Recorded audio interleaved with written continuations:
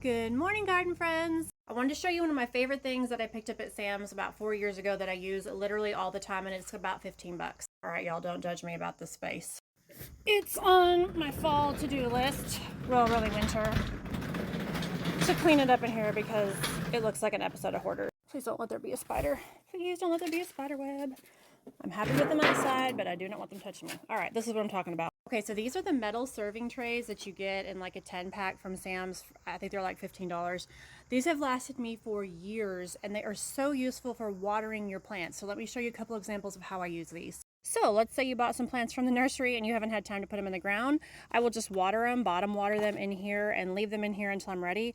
This is another example of some plants that I got at the nursery that I haven't put into the ground yet. This is also the setup that I use for my seed starting. So I just use solo cups. I solder a little hole in the bottom, and then you can keep them in this tray and you just bottom water them from here, and you can keep them on a shelf and you don't have to worry about water getting all over the place. So this is where I keep a lot of my seeds in the wintertime. So I'll just put those metal trays up here and I have my little seed starting station. And now to the second floor. These trays are also really great for watering all of your hanging baskets. I will just grab my plant, put it down here in this tray, and then I fill it up and let it bottom water all the way so I can just set it and forget it. I'll leave them in here a couple hours and then I hang them back up. I also use them for my indoor plants, so I'll just bring them out here, give them a good watering, all my little babies that I'm growing, and then I take them back in the house and I don't have to worry about water dripping all over the floor. So go grab a couple at your local Sam's, Costco, or even at your Walmart. They're everywhere.